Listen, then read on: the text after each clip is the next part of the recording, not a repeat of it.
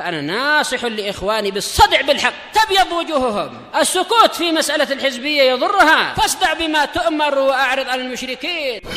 سلامي على دماج ورجالها والشيخ يحيى ودار العلم يا سعد بانيها.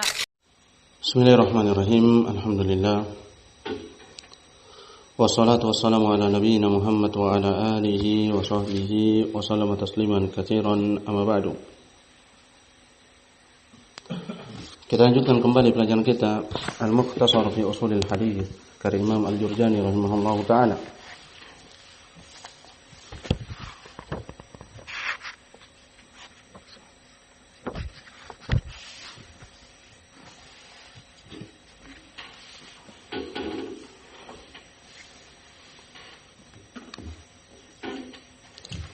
Kita telah mengambil pada pertemuan yang lalu seputar definisi hadis hasan li dzatihi dan hasan li ghairihi. Siapa yang menyebutkan?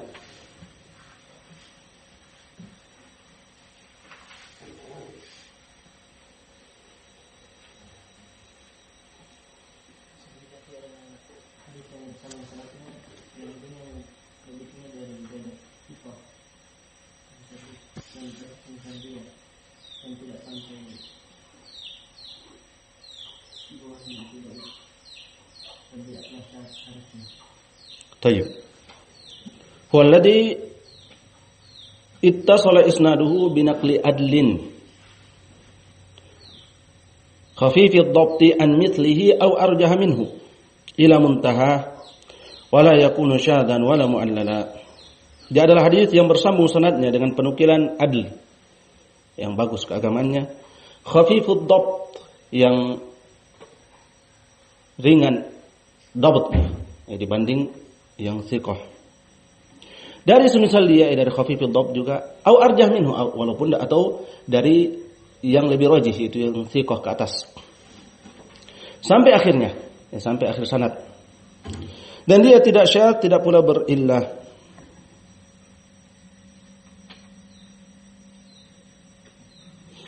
Dan martabah tingkatan khafifud dhabt itu tingkatan yang ketiga dalam maratibul ihtijaj yang 5. Seperti ucapan mereka la ba'sa bihi saduqun khiyarun thiqah insyaallah. Adapun hasan li ghairihi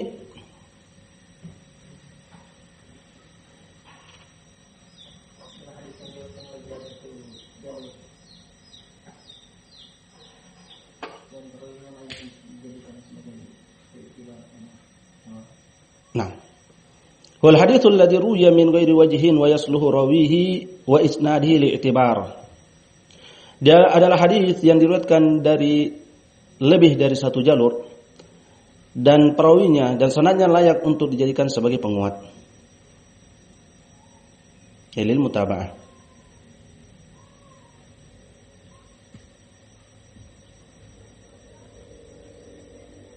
Dan dia pada maratibul at-ta'dil pada martabah yang keempat mahallus sidq.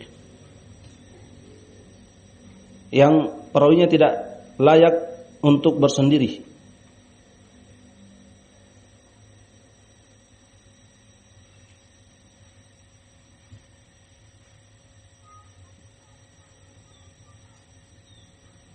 Seperti Saleh Syekh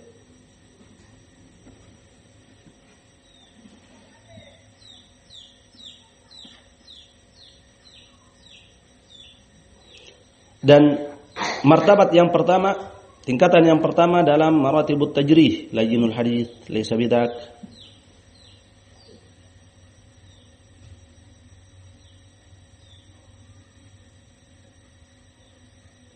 Demikian martabat yang kedua seperti ucapan mastur, majhulul hal.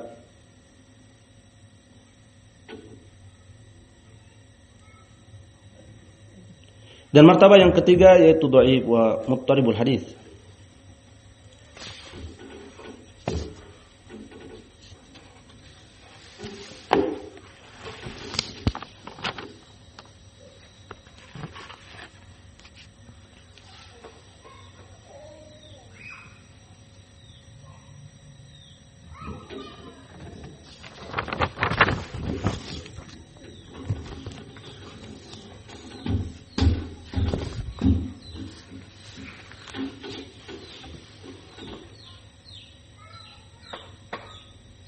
Tapi kita berpindah pada faslul tsalits fi dhaif. Pasal yang ketiga yaitu tentang hadis dhaif. Dan dia secara bahasa adalah diddul qawi, lawan dari kuat.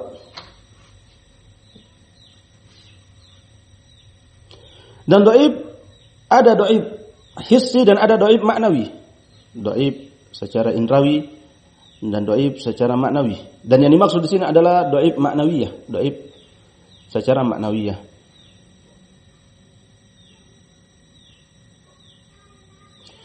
Dan kelemahan itu bisa jadi pada keagamaan atau hafalan, akan tetapi seringnya mereka mengitlakkan dhaif ini dalam hafalan. Dan apabila mereka menginginkan dalam keagamaan, mereka pun menjelaskan, mengatakan dalam keagamaan.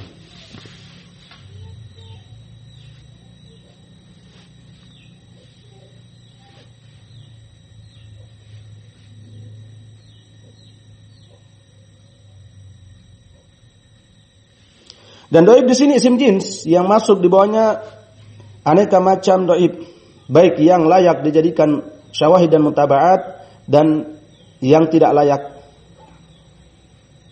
Berkata Al-Jurjani rahimahullah huwa ay ta'rifuhu, yaitu definisinya. Ma la yajtami'u fihi syurutus sahihi wal hasan. Adalah yang tidak terkumpul padanya syarat-syarat sahih dan syarat-syarat hasan.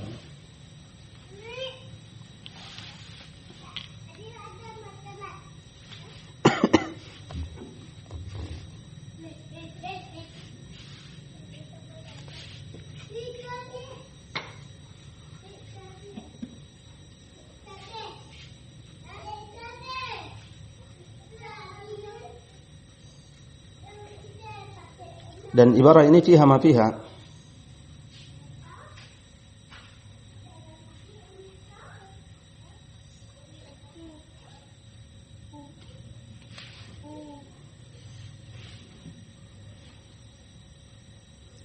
Adapun definisi yang paling bagus adalah definisi yang disebutkan oleh Al-Hafidz Ibnu Hajar.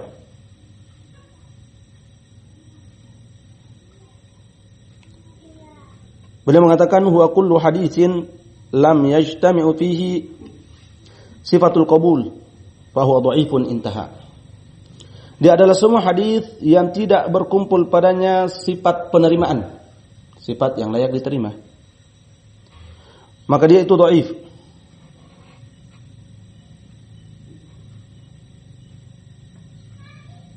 Qala wa tatafawut darajatuhu fi ad-dha'f bihasabi bu'dihi min syurutis sihah.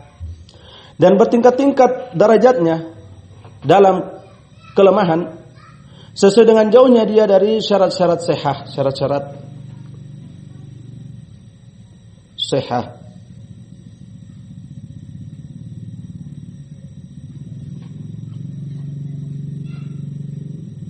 Dan ini ungkapan yang benar dari sisi yaitu tatafawut, bahwasanya dia bertingkat-tingkat. Ini benar. Hanya saja menjadikan dia hanya min syurutis sihah, dari sahih saja, tidak benar.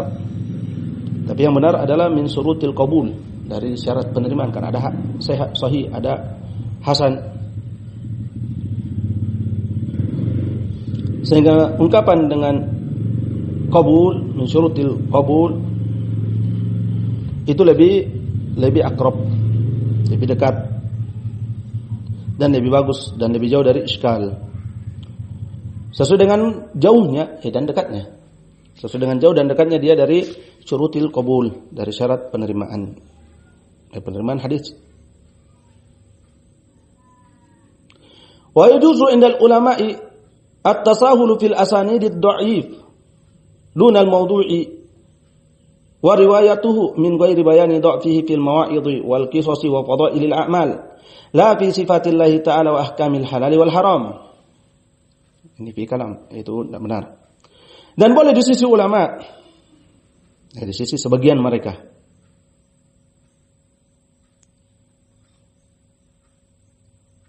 bergampang-gampang pada sanad-sanad dhaif, pada hadis yang sanadnya dhaif.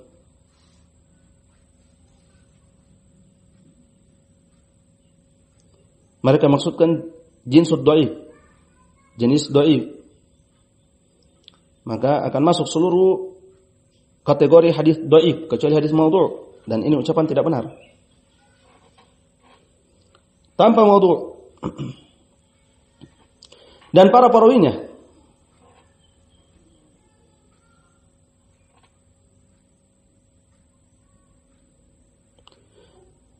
tanpa penjelasan lemahnya dalam kelemahan hadis tersebut dalam mawa'id wal qasas, dalam nasihat-nasihat dan kisah-kisah, dan fadailul a'mal, dan fadilah-fadilah a'mal, yaitu amal, keutamaan-keutamaan amalan.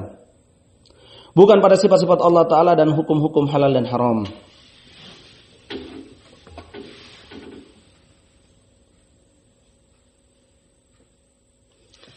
Dan dalam pembahasan ini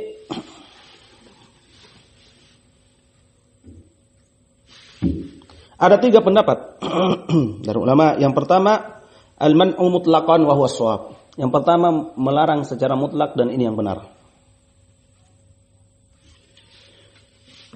Yang kedua,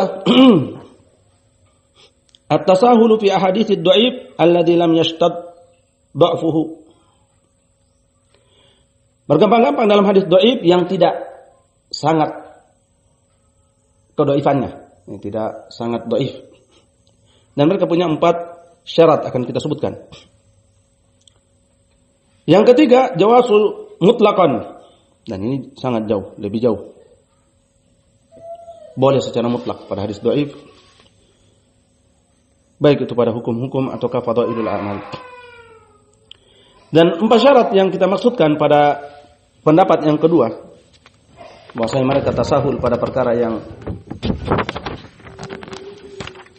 yang tidak syadidud dha'af, tidak sangat lemah.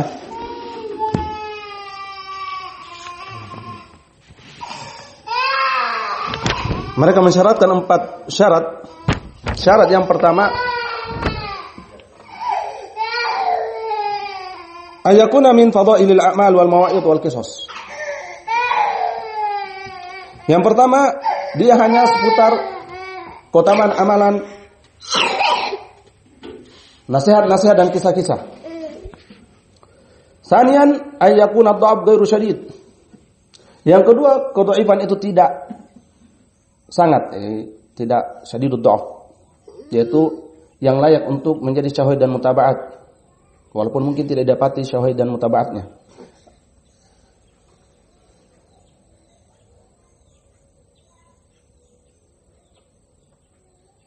Maka keluar darinya yang bersendiri dengannya para pendusta, orang-orang yang dituduh dengan kedustaan, dan man fahu syaghalatuhu, yang sangat buruk kesalahannya. Nah, ini syarat yang kedua.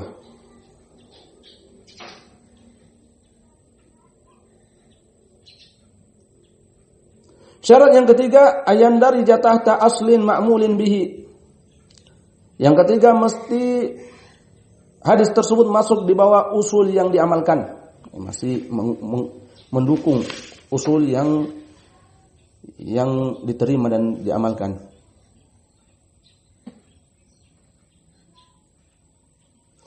Yang terakhir, yang keempat, alla ya'taqida indal amali bihi thubutahu, bal ya'taqidu lihtiyat. Al-ihtiyat. Yang keempat, dia tidak boleh meyakini ketika beramal dengannya akan sabitnya dia. Maksudnya dia adalah hadis yang sabit. Bahkan dia hanya meyakini itu sebagai jaga-jaga. Dan yang sahih yang pertama, yaitu tidak boleh meriwayatkannya kecuali dalam rangka penjelasan bahwasanya dia adalah hadis yang lemah, dan tidak boleh beramal dengannya.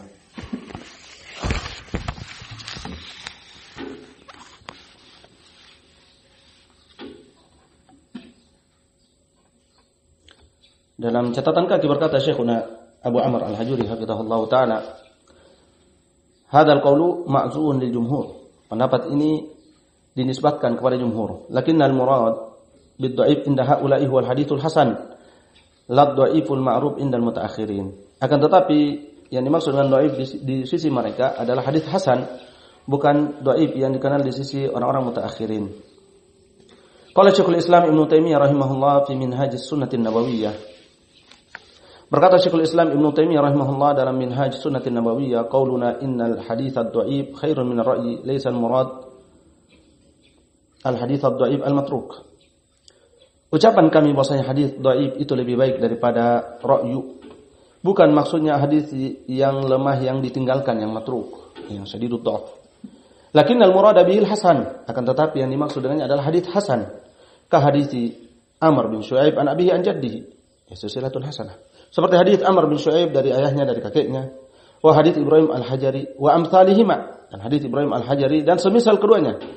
Mimman yuhassinu Tirmidzi hadithahu aw yusahhihahu. Dari siapa yang dihasankan oleh At-Tirmidzi hadisnya atau disahihkannya. Tsumma inna murada katsirin minhum laysa mujarrad al-i'timad alaihi wal ihtijaj bihi, bal murad dzikruhu. Kemudian yang dimaksud kebanyakan dari mereka bukan hanya sekedar bersandar atasnya dan berargumentasi dengannya. Bahkan yang dimaksud adalah penyebutannya. Wa hadza la mahdhura fi. Dan ini tidak mengapa, hanya penyebutan, apalagi sekaligus dengan penjelasan bahwasanya dia adalah hadis yang dhaif. Lianna qad yujadu lahu syahid fayasluhu lil ihtijaj. Sehingga yaitu karena bisa jadi dia punya syahid, dia hanya disebutkan. Dan bisa jadi dia punya penguat sehingga layak untuk dijadikan sebagai argumentasi.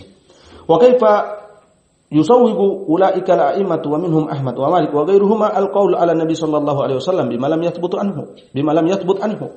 Dan bagaimana bisa dibolehkan atau bagaimana bisa para imam tersebut membolehkan, yang di antara mereka adalah Imam Ahmad, Imam Malik dan selain mereka, berkata atas Nabi sallallahu alaihi wasallam dengan sesuatu yang tidak sabit dari beliau. Yang disebutkan bahwasanya ini adalah ucapan beliau sementara mereka tahu itu adalah hadis yang dhaif, tidak sabit dari Nabi sallallahu alaihi wasallam. Ini mustahil. Nah, ini pembahasan kita pada kesempatan ini tentang seputar hadis dhaif. Definisinya dan juga tentang mazhab sebagian ulama akan bolehnya berargumen dengan hadis dhaif dengan syarat-syarat yang ketat, dan yang rajih adalah tidaknya. Dan tidak boleh meriwayatkannya kecuali dalam rangka penjelasan tentang kondisinya. Baik, kita cukupkan sampai sini dan kita lanjutkan pada kesempatan berikutnya. Barakallahu fikum. Subhanakallahumma bihamdik, asyhadu an la ilaha illa anta, astaghfiruka wa atubu ilaik.